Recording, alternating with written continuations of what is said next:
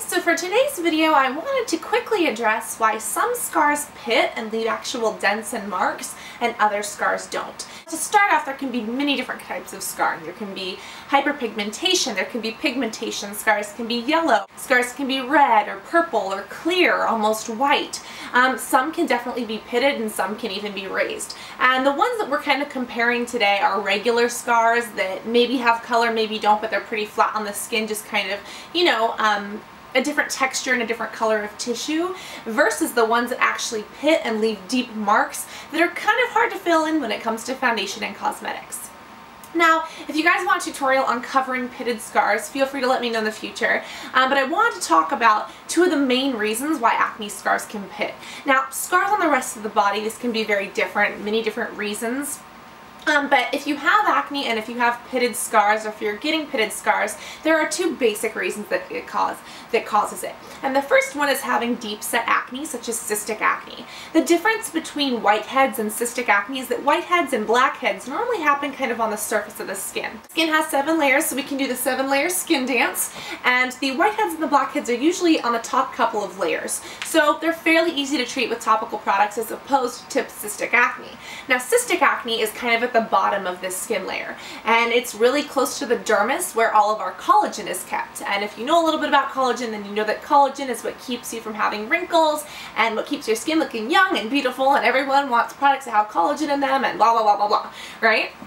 So what happens is that when we have acne on this bottom layer of the skin, when it gets removed, whether we pop it, whether we go to the dermatologist and they extract it, whether it just kind of eases its way out or the body reabsorbs it on its own, when you have a pimple or a cyst that's this big or even bigger inside that deep layer of the skin, what's gonna go there once that cyst disappears? What's gonna happen once that cyst is gone? There's going to be an empty divot.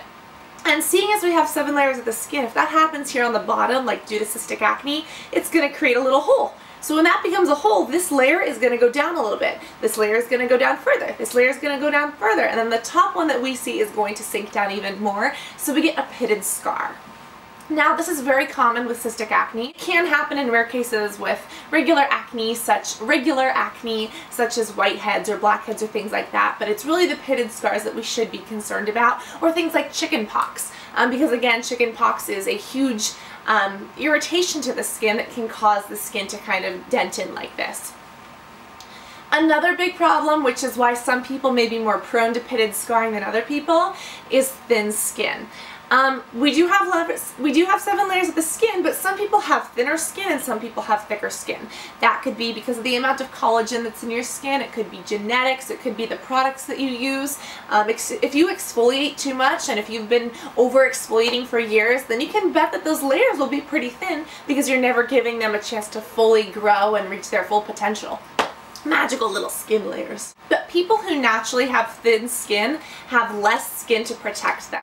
And therefore, when something goes wrong, such as a pimple, like a cystic one, when something happens there, the skin is more prone to bumpiness and unevenness. Not only are you more prone to actual pivots and dips in the skin, but you're even more prone to things like wrinkles and stuff. So when it comes to treating scars that are pitted, let me know if you guys want a review, because it is different treating them when they just kind of appear, like when they're fresh and new, versus if they've been there for many years. Because if I talk about that, this video will be way too long, but tell me if you want a video on that in the future, because I know it can be extremely frustrating. I really have been kind of lucky. I haven't had them much over here, but I do have them here on the sides of my forehead, all down here on my jawline, and even on my back, like the places that I did have really bad cystic acne that I still do.